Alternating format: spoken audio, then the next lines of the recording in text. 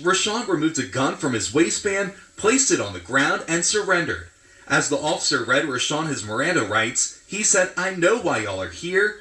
He went on to say, quote, "Y'all's people had been got." I just think it's important to reiterate that my mother and I are just a very small fraction of the number of people who've been affected by violence in this city. And we just have to collectively work on crime prevention efforts, doing what we can to help policing efforts, and do what we can to help our prosecution efforts. Soft on crime, Soros-backed DA carjacked with his elderly mother on a New Orleans street. You can't make this shit up. Would say it wasn't me.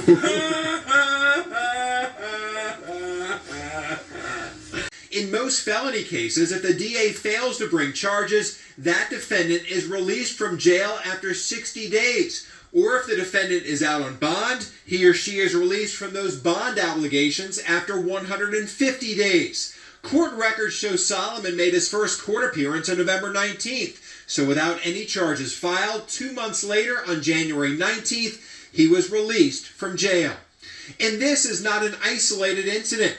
We requested court records to track the number of 701 releases since 2017, the number of times a defendant was released from jail or bond obligations, with the district attorney failing to bring charges. Prior to Williams taking over as DA, the office had between 60 and 133 701 releases a year until 2021, when Jason Williams took over and the 701 releases shot up to 885.